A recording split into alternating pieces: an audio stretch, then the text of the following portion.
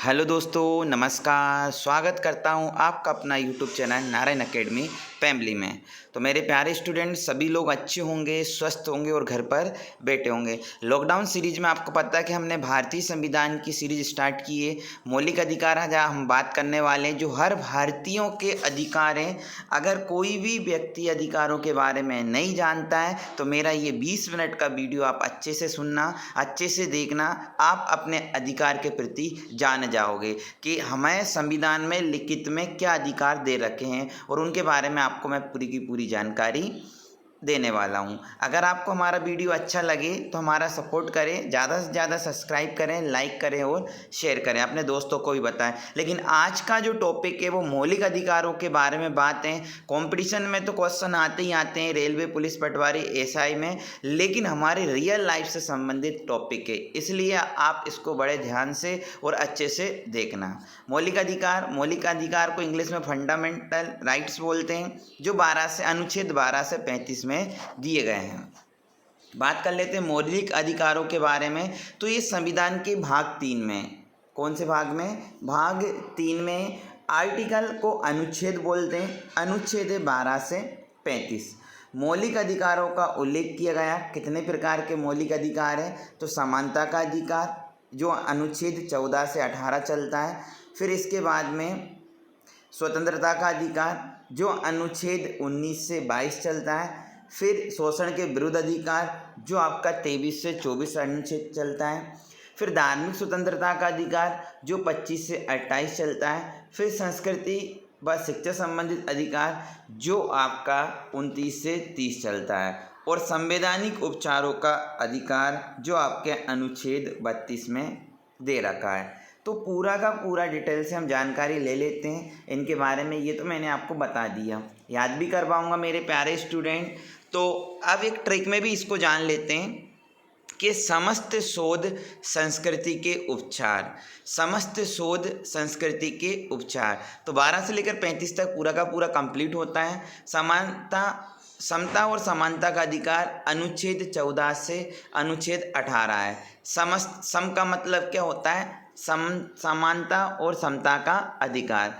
इसका मतलब होता है स्वतंत्रता का अधिकार, अनुच्छेद 19 से 22। सो का मतलब होता है शोषण के विरुद्ध अधिकार, अनुच्छेद 23 से 24। धा का मतलब होता है धार्मिक स्वतंत्रता का अधिकार, 25 से 28। और संस्कृति का मतलब होता है संस्कृति और शिक्षा संबंधित उपचार जो 29 से 30। और संवैधानिक उपचारों का अधिकार यह आर्टिकल आपका 32 है। ये तो आपका ट्रिक में पूरे के पूरे याद हो गए। अब हम जान लेते हैं पूरा का पूरा डिटेल में मौलिक अधिकार, फंडामेंटल राइट्स क्या होते हैं, इनके बारे में हम डिस्कस कर रहे हैं। पर्टिकुलर एक एक करके देख लेते हैं। समानता का अधिकार जो आपका चलता है 14 से 28 के बीच, 18 के बीच में। सॉरी, अगर बीच में कुछ गलत बोल जाए तो अपना छोटा भाई समझ के माफ़ कर दिया करो। समानता का अधिकार है अनुच्छेद 14 से 18 तक जो आपका दिया है। विधि के अनुच्छेद 14 में क्या बोला है, 15 में क्या बोला है, 16 में क्या बोला है, 17 में क्या बोला, 18 में क्या बोला, ये पूरी की पूरी जानकारी हम आपको बिल्कुल देंगे और इससे बाहर आपका क्वेश्चन नहीं जाएगा मेरे प्यारे स्टूडेंट। हर एग्ज़ाम में मौलिक अधिकार से क्वेश्चन पूछे जाते हैं। अगर आपने हमारा पहला वीडियो नहीं देखा है जिसमें राष्ट्रपति, लोकसभा, राज्यसभा के बारे में पूरी की पूरी जानकारी दे रखी है, और कल मैंने बहुत शानदार टॉपिक डाला था जिसमें आपका पूरा का पूरा क्या दे रखा था, संगठन और उसके अध्यक्ष और मुख्यालय, जो आपके एग्ज़ाम की दृष्टि से बहुत ही इम्पोर्टेंट था। हम बात कर रहे हैं अनुच्छेद 14 विधि के समक्ष समानता। अब विधि के समक्ष समानता ये आपको दिखाई दे रहा है एक पिक्चर जिसमें एक न्यायमूर्ति है जिसके आंखों पर काली पट्टी है। वो ये नहीं देखता है कि कोई छोटा है कि बड़ा है कि गरीब है कि अमीर है। विधि के समक्ष समानता, सभी के लिए समान क्या है? समानता है। इसका अर्थ है कि कानून के सामने सब एक समान है, चाहे धीरू भाई अंबानी हो, चाहे मोदी जी हो, चाहे एक आम इंसान हो, चाहे किसान हो। विधि के समक्ष समानता, तो इसका अर्थ ये कि कानून के सामने सब एक समान है तथा राज्य सभी व्यक्तियों के लिए एक समान कानून बनाएगा और उन पर एक समान लागू करेगा। कोई भेदभाव नहीं होता है, संविधान में लिखित वर्णन है। आर्टिकल 15 अनुच्छेद 15 में क्या बोला? धर्म, जाति, नस्ल, लिंग, जन्म स्थान के आधार पर भेदभाव का निषेध। ना तो कोई व्यक्ति धर्म, जाति, लिंग, नस्ल, जन्म के आधार पर कोई भेदभाव नहीं करेगा। कोई एससी में, एसटी में, ओबीसी में, जनरल में इसके साथ में कोई भेदभाव नहीं करेगा। राज्य के द्वारा धर्म, जाति, लिंग, नस्ल या जन्म स्थान के आधार पर नागरिकों के प्रति जीवन के किसी भी क्षेत्र में भेदभाव नहीं किया जा सकता है। ये हमारे मौलिक अधिकार है। अगर कोई बोलता है कि सर हमारे गांव में तो एससी एसटीओं को मंदिर में जाने नहीं देते हैं, तो बड़ी बड़ी सिटी या बड़ी बड़ी जगह पर आप जाओगे धार्मिक स्थल पर, क्या वहाँ पर कोई रोकता है? क्या कोई नहीं रोकता मेरे प्यारे स्टूडेंट, क्योंकि संविधान में लिखित वर्णन है। अगर आपके साथ में कोई भेदभाव, कोई एससी का व्यक्ति है बंदा है, कोई एसटी का बंदा है, अगर आपके साथ में कोई भेदभाव हो रहा है तो आप उसके कंप्लेन कर सकते हो, उसकी कंप्लेन कर सकते हो। उसको कम से भी कम 3 साल से 7 साल की सज़ा हो जाएगी अगर आपके साथ में कोई भेदभाव हो रहा है तो। अनुच्छेद 15 में समझ में आ गया। अनुच्छेद 16 लोक नियोजन। लोक नियोजन के विषय में अफसर की समानता। ये लोक नियोजन क्या होता है? जैसे गवर्नमेंट जॉब जो लगती है तो वो ये नहीं देखता कि एससी का बंदा है कि एसटी का बंदा है। तो लोक नियोजन से संबंधित विषयों में सभी नागरिकों के लिए अफसर की क्या होगी? समानता होगी। लेकिन एक अपवाद है आरक्षण का। जैसे एससी एसटी वालों को आरक्षण जो दिया है, पॉजिटिव डिस्क्रिमिनेशन किया जा सकता है। जैसे आरक्षण आपका 2025 तक है तो उसको बढ़ाया जा सकता है, जैसे अभी हाल ही में बढ़ाया गया। तो आरक्षण एक अपवाद है जो एससी एसटी को बढ़ावा देने के लिए, जो कमज़ोर वर्ग के लोग हैं उनको बढ़ावा देने के लिए आरक्षण दिया है, वो उसको बढ़ाया जा सकता है। तो ये तो आपके हो गए समानता का अधिकार, जिसमें हमने विधि के समक्ष आर्टिकल 14 में और आर्टिकल 15 में धर्म, जाति, नस्ल के आधार पर कोई भेदभाव नहीं, और अनुच्छेद 16 में लोक नियोजन। 17 और 18 भी देख लेते हैं। बहुत ही इंपॉर्टेंट क्वेश्चन है अनुच्छेद 17। आर्टिकल 17 में से आपका 1000 बार क्वेश्चन पूछ लिया गया। पीएससी, यूपीएससी, आईएएस, आईपीएस में सब में पूछा जाता है। अस्पष्टता का अंत। अस्पष्टता का अंत किस में कर दिया है? अनुच्छेद 17 में। ये क्या होता है? अस्पष्टता जो छुआछूत होती है, जिसमें एससी एसटी लोगों को प्राथमिकता दी जाती है। तो देख लेते हैं हम इसके बारे में। अस्पष्टता का अंत, इसके अंतर्गत अस्पष्टता को एक दंडनीय अपराध घोषित किया गया है। आप किसी धर्म, जाति, रंग के आधार पर उसे छुआछूत का भेदभाव नहीं कर सकते हैं। तो ये आर्टिकल जो 17 है उसमें अस्पष्टता का अंत किया गया है। किसी भी आधार पर आपसे कोई भेदभाव नहीं किया जाता। अगर आपके साथ में भेदभाव किया जा रहा है तो मेरे प्यारे स्टूडेंट आज अधिकारों को समझ लीजिए। इसका अगर आपका कोई से भी अधिकार का हनन होता है तो मैं आर्टिकल अनुच्छेद 32 पढ़ाऊँगा, आप उसके थ्रू कार्रवाई कर सकते हो। समझ में आया? अगर आपके साथ में किसी भी व्यक्ति के साथ में, किसी मनुष्य के साथ में, या कोई एससी एसटी का बंदा है, अगर उसके साथ में ऐसा हो रहा है तो आज आर्टिकल को अच्छे से समझना, इसके विरुद्ध अपन कैसे कार्रवाई कर सकते हैं। अगर आपके अधिकारों का हनन हो रहा है तो मैं आपको आर्टिकल 32 के थ्रू बताऊंगा। अनुच्छेद 18 उपाधियों का अंत। अब उपाधियों का अंत क्या है? इसके अंतर्गत उपाधियों को समाप्त कर दिया गया। अब भारत का कोई भी नागरिक अपने नाम से पहले कोई भी उपाधि नहीं लगा सकता है। अरे सर कैसे उपाधि नहीं लगा सकता? जैसे कि हम उदाहरण से समझ लेते हैं। स्वतंत्रता से पूर्व कुछ उपाधियाँ थी, जैसे महाराज, सुल्तान, बादशाह, राय बहादुर, पटेल साहब, साहूकार साहब। ऐसी जितनी भी उपाधियाँ किसी व्यक्ति विशेष के आगे लगाई जाती है उनका अंत कर दिया गया है। कुछ उपाधियाँ जैसे रह गई गवर्नमेंट जॉब में, जैसे कि राष्ट्रीय पुरस्कार जैसे भारत रत्न, पद्म भूषण आदि लिए जा सकते हैं, और इन्हें भी उपाधि के रूप में प्रयोग नहीं किया जा सकता। ऐसे नहीं बोल सकते पद्म विभूषण ये फलाना और ढिकाना। उपाधियों का अंत कर दिया गया है। एक अपवाद है एजुकेशन और आर्मी रैंक में, जैसे professor Pyarelal, brigadier Bhanu Pratap, doctor हाथी, इस टाइप की उपाधियों को आप यूज़ कर सकते हो क्योंकि ये एजुकेशन से संबंधित है। बाकी राजा महाराजा रजवाड़ाओं की उपाधि को क्या कर दिया मेरे प्यारे स्टूडेंट? ख़त्म कर दिया गया है। क्लियर है? तो ये आपका पहला अधिकार था, समानता का अधिकार, जिसमें पहला आपने 14 पढ़ा विधि के समक्ष समानता, अनुच्छेद 15 पढ़ा, धर्म, नस्ल, जाति, लिंग या जन्म के आधार पर कोई भेदभाव नहीं किया जा सकता है। अनुच्छेद 16 पढ़ा है, लोक नियोजन के विषय में अवसर की समानता। अनुच्छेद 17 पढ़ा है, अस्पृश्यता का अंत। अनुच्छेद 18 पढ़ा है, उपाधियों का अंत। ये आपका समानता का अधिकार था 14 से 18। क्लियर है? अच्छे से पढ़ना मेरे प्यारे स्टूडेंट, सभी को समझ में आ रहा होगा, ठीक है ना। और ये आज मौलिक अधिकारों के बारे में बात कर रहे हैं हम, पर्टिकुलर किसी एग्ज़ाम की बात नहीं कर रहे हैं। एग्ज़ाम में तो क्वेश्चन पूछा जाता है, लेकिन रियल लाइफ में आपका यहाँ से क्वेश्चन और अपनी लाइफ के बारे में भी आपको जानना है, आपके अधिकारों के बारे में आपको पता होना चाहिए। अब हम पढ़ रहे हैं स्वतंत्रता का अधिकार। अनुच्छेद 19 से 22 तक आता है स्वतंत्रता का अधिकार। अनुच्छेद 19 से 22 के बीच में आता है। अब जान लेते हैं अनुच्छेद 19 में क्या बोला है मेरे प्यारे स्टूडेंट। अनुच्छेद 19 के अंतर्गत वर्तमान समय में हमें कुल 6 स्वतंत्रता के अधिकार हैं, पर मूल संविधान में जो संविधान बना था उस टाइम आपके कितने थे? 7 तरह की स्वतंत्रता थी, लेकिन एक जो स्वतंत्रता थी उसको अधिकार को समाप्त कर दिया गया है और उसको संपत्ति का अधिकार था जो कानूनी अधिकार बना दिया गया है। अनुच्छेद 19 के अंतर्गत 6 प्रकार की स्वतंत्रता है। 7 प्रकार की स्वतंत्रता थी, 1 प्रकार की स्वतंत्रता को हमने क्या कर दिया? समाप्त कर दिया। वो मैं आपको अच्छे से समझाने वाला हूँ। सबसे पहले 19A बोलने की स्वतंत्रता, 19B सभा करने की स्वतंत्रता। 19B कौन सी है? सभा करने की।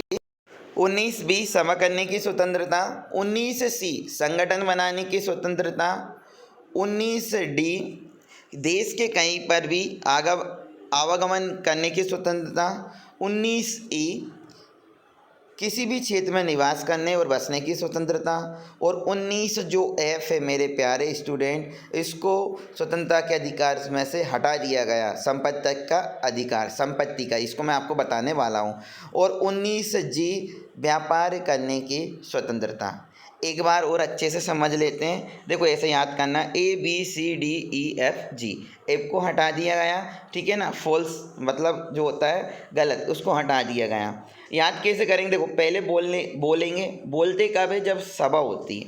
बोलने के लिए हमें स्वतंत्रता की आवश्यकता है। सभा में बोलोगे, सभा में आपकी बात कोई नहीं सुनेगा, तो आपको कहाँ पर जाना पड़ेगा? संगठन के पास। और संगठन बनाने की स्वतंत्रता आपको पता है, एक ही संगठन से काम नहीं चलेगा। देश में कहीं भी राज्यों पर आवागमन करने की स्वतंत्रता। देश में बहुत सारे संगठन आपको बनाना पड़ेगा, और अगर आप संगठन बनाओगे तो देश में इधर उधर जाओगे तो निवास भी करना पड़ेगा, और निवास करोगे तो खर्चा पानी के लिए व्यापार भी करना की आपको आवश्यकता होगी। वैसे भी याद हो जाता है, कोई ट्रिक नहीं लगाना पड़ता है। 19A में बोलने की स्वतंत्रता है, 19B में सभा करने की स्वतंत्रता, 19C में संगठन बनाने की स्वतंत्रता, 19D में देश में कहीं पर भी आवागमन करने की स्वतंत्रता, 19E में किसी भी क्षेत्र में निवास करने और बसने की स्वतंत्रता, और 19G जो है व्यापार करने की स्वतंत्रता। तो हमें कितने प्रकार की स्वतंत्रता दी है? 6 प्रकार की। मूल संविधान में 7 प्रकार थी, 1 प्रकार की स्वतंत्रता हमने समाप्त कर दी गई, जो आपकी संपत्ति का अधिकार था। क्लियर है मेरे प्यारे स्टूडेंट? समझ में आया होगा। अगला हम पढ़ लेते हैं स्वतंत्रता का अधिकार। 19 से 22 में आपकी बात चल रही थी। तो आर्टिकल अनुच्छेद 20 दोष सिद्धि के संबंध में संरक्षण।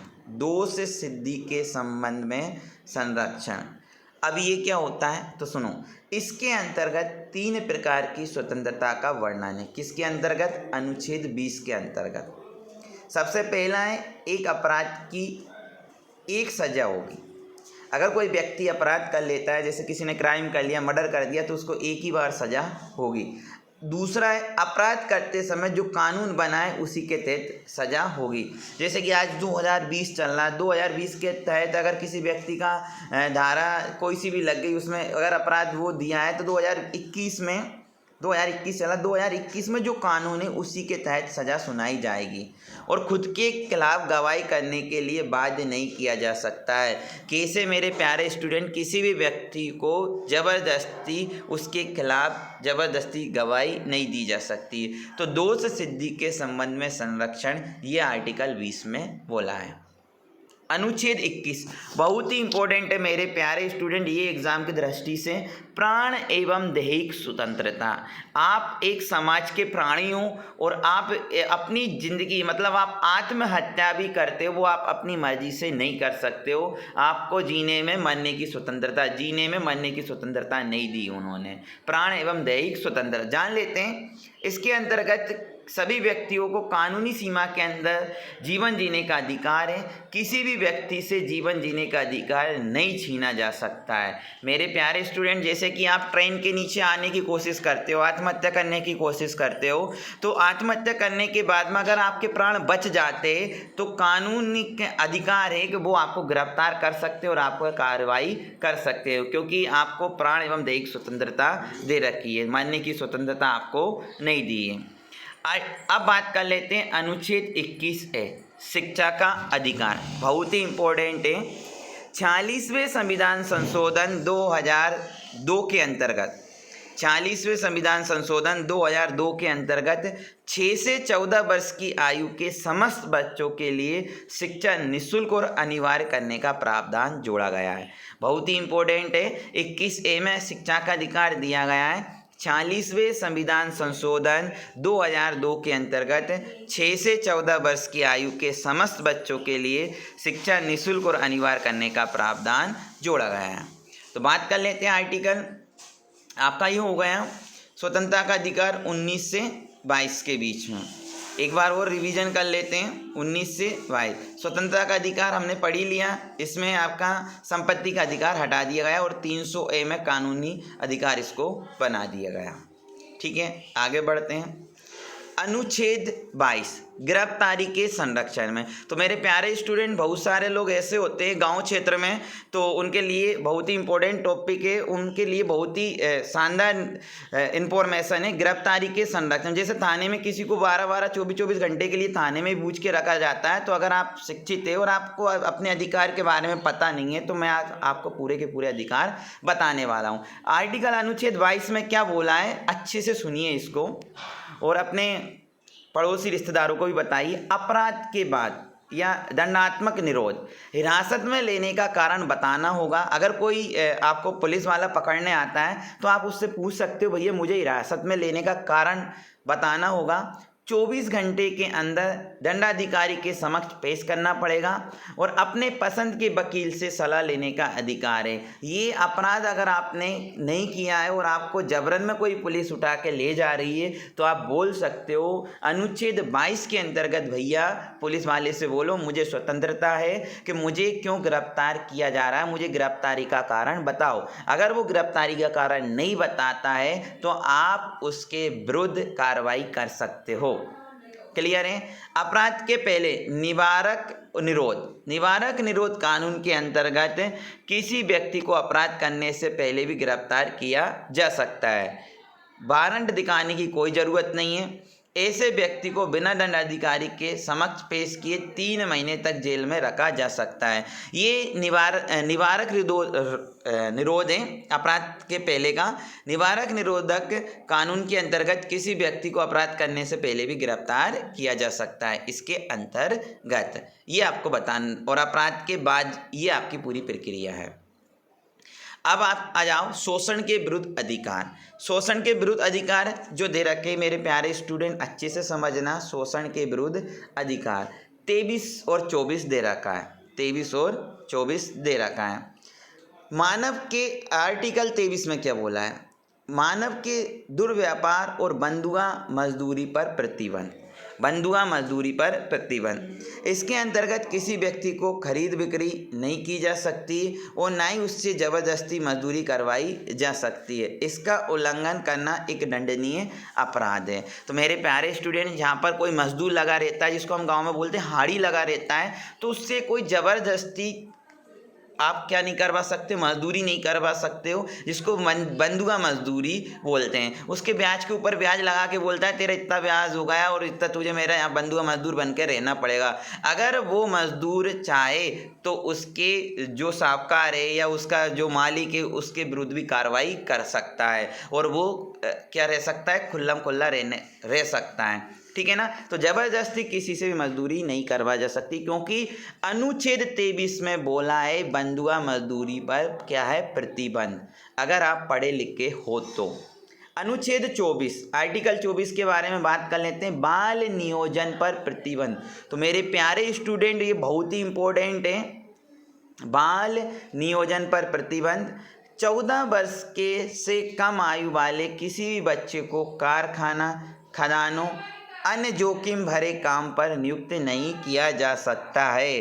अगर आप किसी कारखाने में 14 वर्ष से कम उम्र का बच्चा पाया जाता है तो उस कारखाने को बंद कर दिया जाएगा। अगर आपकी नज़र में भी है तो आप शिकायत कर सकते हो और उस कारखाने को सील करा जा सकता है। तो 14 वर्ष से कम बच्चों को किसी भी कारखाने में या किसी भी जगह पर मजदूरी नहीं कराई जा सकती, क्योंकि संविधान में लिखित वर्णन है और जो संविधान में लिखित है उसका जो उल्लंघन करेगा उस पर कार्रवाई की जाती है। तो शोषण के विरुद्ध अधिकार आपका 23 और 24 समझ में आ गया। 23 में बंधुआ मजदूरी और 24 में बाल नियोजन पर प्रतिबंध। अब बात कर लेते हैं हम धार्मिक स्वतंत्रता का अधिकार।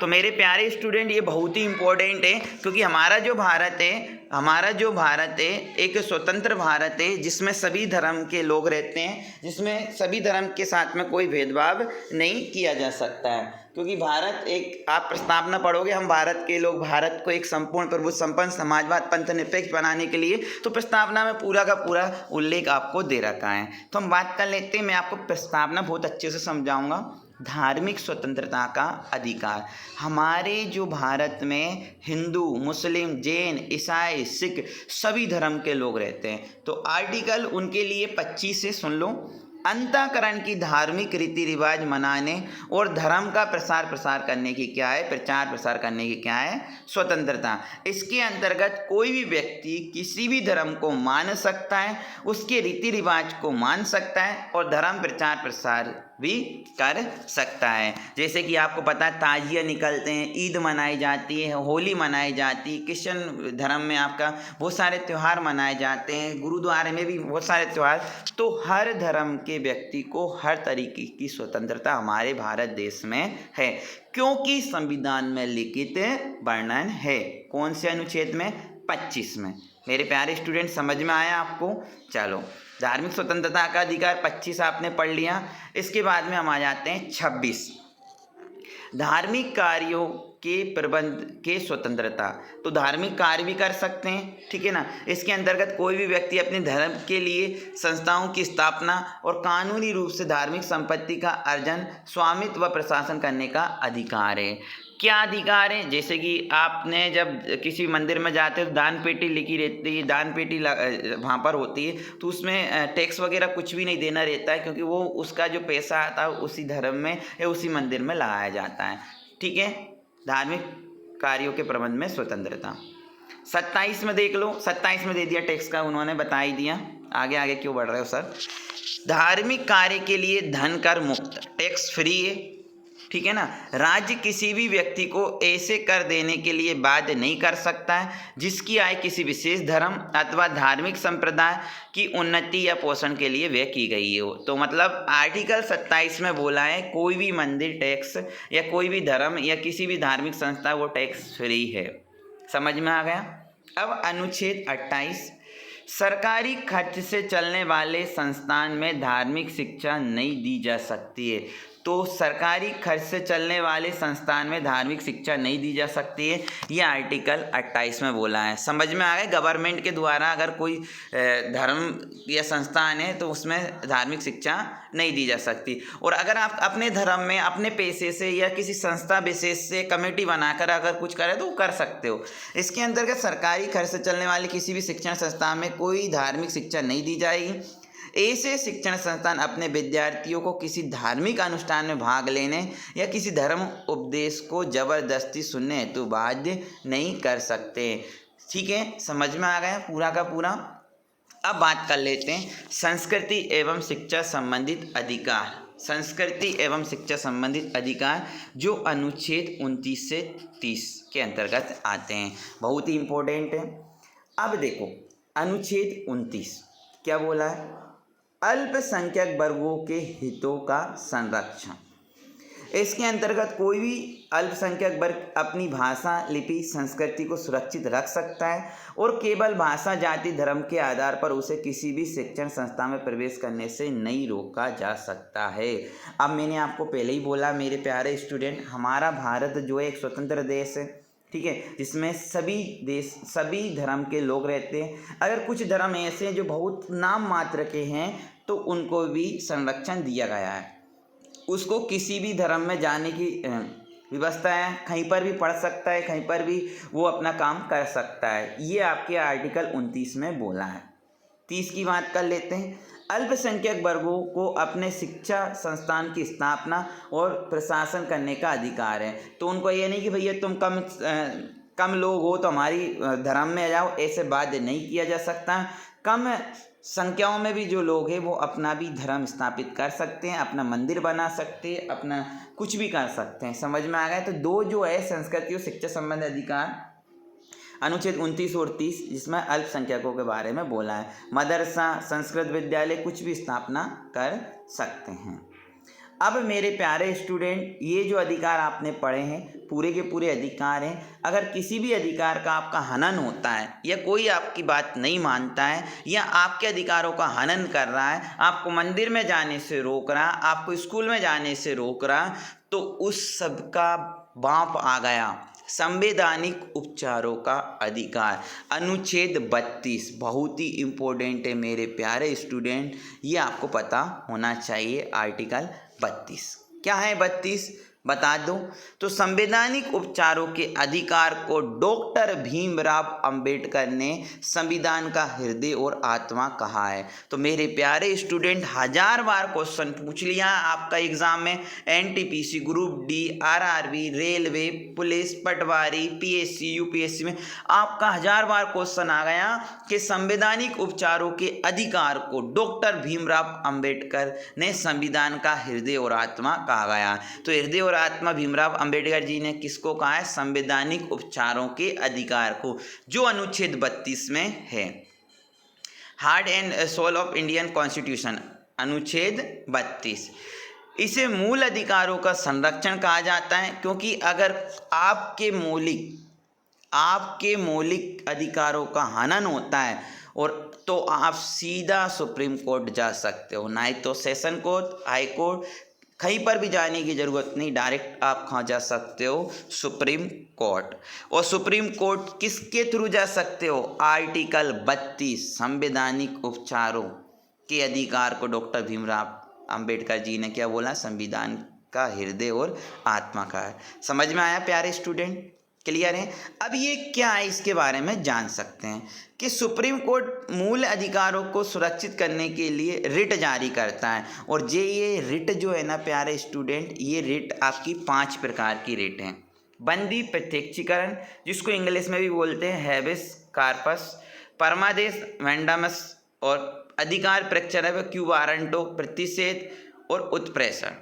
तो ये 5 प्रकार की रिट हैं। इन रिट के थ्रू आप सुप्रीम कोर्ट जा सकते हो। अब एक एक रिट के बारे में जानकारी ले लेते हैं। बंदी प्रत्यक्षीकरण, हेबस या हेबिस भी बोलते हैं, कार्पस, शरीर को प्रस्तुत करना। इस रिट के थ्रू हमारे अधिकार का कोई हनन हो रहा तो इसके थ्रू आम व्यक्ति जा सकता है। देख लेते हैं इसके बारे में। जब किसी व्यक्ति को ये लगता है कि अवैध रूप से जेल में रखा गया है, तब सुप्रीम कोर्ट हिरासत में लेने वाले अधिकारी को आदेश देता है कि वे जेल में रखे गए व्यक्ति को निश्चित स्थान और निश्चित समय के अंदर उपस्थित करें, अन्यथा हिरासत में लेने वाले अधिकार पर कार्रवाई होगी। समझ में आया? अगर आपके अधिकार का हनन होता है और आपने कोई भी जुल्म नहीं किया है या आप बिल्कुल निर्दोष हो और आपको जबरन में लेकर जेल में बंद कर दिया गया, जेल में भूस दिया गया, तो मतलब वो आपका अधिकार का हनन हो गया। तो आप इस प्रकार से आप क्या लगा सकते हो? बंदी प्रत्यक्षीकरण, इस प्रकार से रिट लगा सकते हो। तो क्या करेगा सुप्रीम कोर्ट? जिसने आपको गिरफ्तार किया है वो और उसकी पूरी टीम के साथ में आपको निश्चित समय के अंतर्गत निश्चित जगह पर बुलाया जाएगा और आपके बारे में पूरी जानकारी ली जाएगी। परमादेश बोलते हैं, मैंडामस भी बोलते हैं इसको। जब कोई सरकारी अधिकारी, देखो, जब कोई सरकारी अधिकारी अपने सार्वजनिक कर्तव्य या पब्लिक ड्यूटी का निर्वाह नहीं करता, तब सुप्रीम कोर्ट उस पर रिट जारी कर सकता है और अपने कर्तव्य का पालन करने का आदेश जारी करता, अन्यथा उस पर सख्त कार्रवाई कर सकता है। कैसे, इसको मैं आपको समझाता हूँ। परमादेश, जब मान लेते हैं कि आप रेलवे स्टेशन, जैसे आपको डायग्राम दिखाई दे रहा, आप रेलवे स्टेशन पे गए, एक खिड़की पर टिकट लेने के लिए लाइन लगी हुई, बहुत ज़्यादा लाइन, और एक खिड़की पर एक अधिकारी बैठा है और जिसमें आपका वो उस पर लाइन नहीं लगी हो। जैसे ही आप उसके पास जाते हो तो उससे बोलते हो कि भैया मेरा टिकट काट दो, तो वो बोलता है कि सर्वर डाउन है, आप उधर से कटवा लो। आपने 3 से 4 बार उससे बोला है और वो लाइन लगी हुई थी, एक अधिकारी टिकट काट रहा था और एक आपसे बार बार बोल रहा था सर्वर डाउन है, और आपको गुस्सा आया और आप अंदर चले गए और आपने देखा कि वो 3 पत्तियों का गेम खेल रहा है। 3 पत्ती का क्या खेल रहा है? गेम। मतलब वो पब्लिक ड्यूटी ना करते हुए, सार्वजनिक कर्तव्य का पालन ना करते हुए अपना पर्सनल काम कर रहे हैं। तो इस प्रकार से आपने आपत्ति लगाई और उस व्यक्ति को दंड का भागीदारी होना पड़ेगा। सुप्रीम कोर्ट उसका क्या करेगा? रिट जारी करेगा। समझ में आया परमादेश क्या है? चलो आगे। अधिकार परीक्षा क्यूरो वारंटो, ये रिट तब जारी किया जाता है जब कोई व्यक्ति गैर कानूनी तरीके से कोई सरकारी पद प्राप्त कर ले। समझ में आ गया? गैर कानूनी तरीके से आपने बीएड नहीं कर रखा और आप शिक्षक बन गए हो जैसे तैसे जुगाड़ करके, ठीक है ना, तो सुप्रीम कोर्ट इस पर क्या कर सकता है? जारी कर सकता है। प्रतिषेध, ये क्या होता है? ये आदेश सर्वोच्च न्यायालय तथा उच्च न्यायालय द्वारा निम्न न्यायालयों को जारी किया जाता है और आदेश दिया जाता है कि इस मामले में अपने यहाँ कार्रवाई ना करें क्योंकि ये मामला उनके अधिकार क्षेत्र से बाहर है। समझ में आ गया? तो सुप्रीम कोर्ट अन्य न्यायाधीशों को ये जारी कर सकता है। जैसे मान लेते हैं कोई जिला है, एक जिले की सीमा के अंतर्गत वहाँ पर जो एसपी होता है वो दूसरे जिले की सीमा में चला जाता है, तो वहाँ से उसको निर्देश देते हैं कि यहाँ का एसपी संभाल लेगा, तुम अपने क्षेत्र अधिकार का संभालो। उत्प्रेषण, ये क्या होता है?